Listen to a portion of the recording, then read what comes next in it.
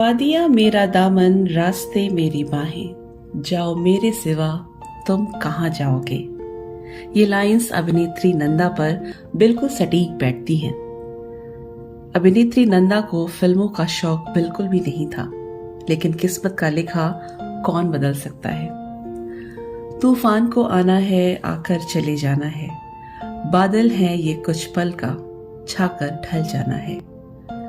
नंदा की फिल्म के इस गीत से बिल्कुल अलग रही उनकी जिंदगी की कहानी। नमस्कार, मैं हूं नमिता और आप देख रहे हैं facts and stories with Namita. आज का ये वीडियो है अभिनेत्री नंदा के फिल्मी सफर के बारे में। अभिनेत्री नंदा को फिल्मों में काम करने का बिल्कुल भी शौक नहीं था, लेकिन मजबूरी ने उन्हें बना दिया स्टार।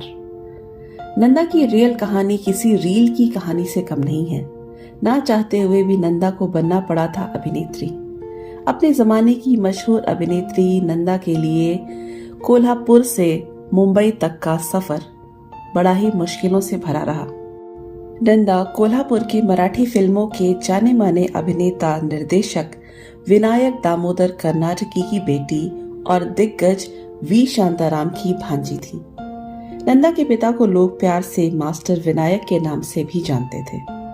नंदा के पिता को फिल्मों का जितना शौक था, उतना ही नंदा फिल्मों से दूर भागती थी। नंदा कभी भी फिल्मों में काम नहीं करना चाहती थी, लेकिन उनके पिता चाहते थे कि वह फिल्मों में एक्टिंग करके अपना करियर बनाए और एक बेहतरीन अदाकारा बने। 7 वर्ष की उम्र में की एक्टिंग की शुरुआत।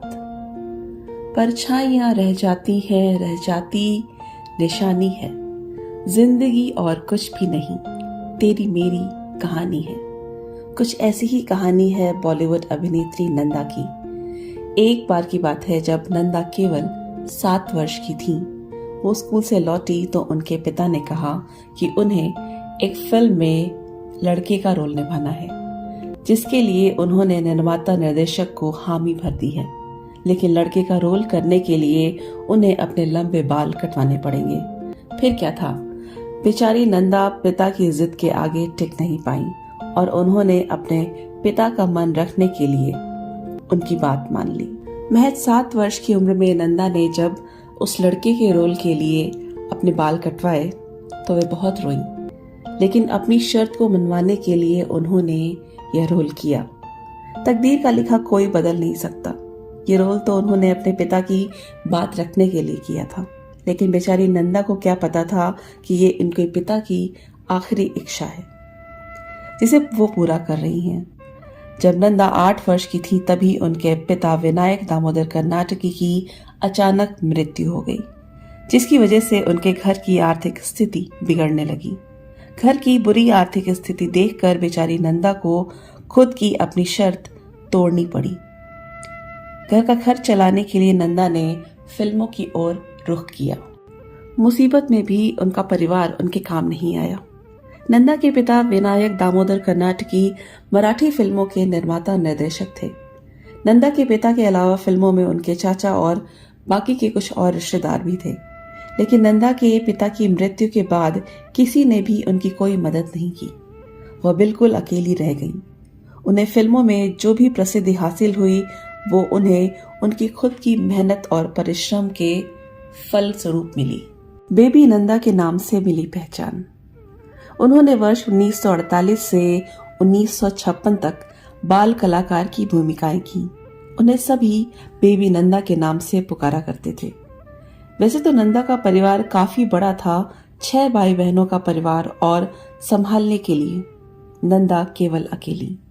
उन्हें सभी का पेट पालना था।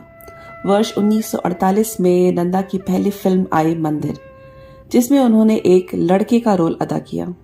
इस फिल्म के बाद नंदा को सभी बेबी नंदा के नाम से जानने लगे। उनकी एक्टिंग को देखकर सभी यही कहते थे कि एक दिन यह बेबी नंदा जरूर सुपरस्टार बनेंगी। वैसे देखा जाए तो उन सभी की कही बात सच भी हुई। नंदा की मेहनत रंग लाई। आखिरकार उन्हें अंकल वी कर्नाटकी ने फिल्म तूफान और दिया में ब्रेक दिया। इस फिल्म में उन्होंने बहन की भूमिका निभाई। यह फिल्म सुपरहिट रही। इस फिल्म से नंदा को पहचान तो मिली, लेकिन उन्हें इसके बाद भी काफी समय तक साइड रोल्स ही मिलते रहे। उन्हें फिल्म हम दोनों और तीन देवियां जैसी महत्वपूर्ण फिल्में मिलने लगी, जिसमें उनका मुख्य किरदार था। फिल्म जब जब फूल खिले ने नंदा को बुलंदियों पर पहुंचा दिया और देखते ही देखते नंदा बन गई एक लेजेंडरी आर्टिस्ट। नंदा का फिल्मी करियर काफी दिलचस्प रहा। नंदा ने कई फिल्म सितारों के साथ काम किया। प्रेम रोग, जोरू का गुलाम, बड़ी दीदी, परिवार और न जाने कितनी ही बेहतरीन फिल्में की। 50 की उम्र में की सगाई। नंदा उन एक्ट्रेसेस में से रही जिन्होंने कभी शादी नहीं की।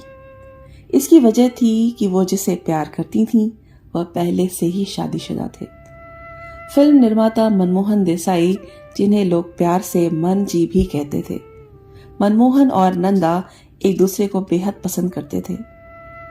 जब से मिलने लगी तुमसे राहें मेरी, चांद सूरज बनी दो निगाहें मेरी, तुम कहीं भी रहो तुम नजर आओगे, इन्हीं लाइनों जैसी रही नंदा और मनमोहन की लव स्टोरी। मनमोहन ने अपने फिल्मी करियर में रोटी, चाचा भतीजा, परवरिश, अमर अकबर एंथनी जैसी कई फिल्में बनाई।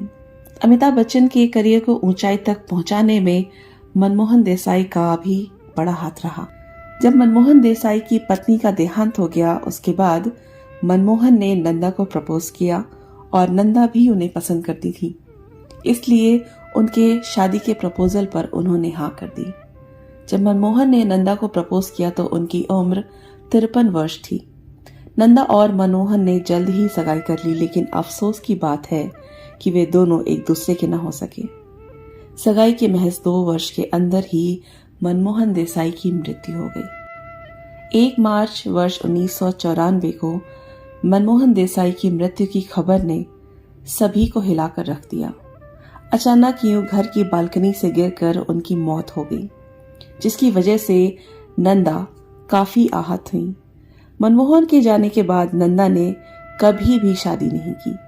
उन्होंने अपना पूरा जीवन अविवाहित होकर ही बिताया। नंदा के आखिरी लम्हे।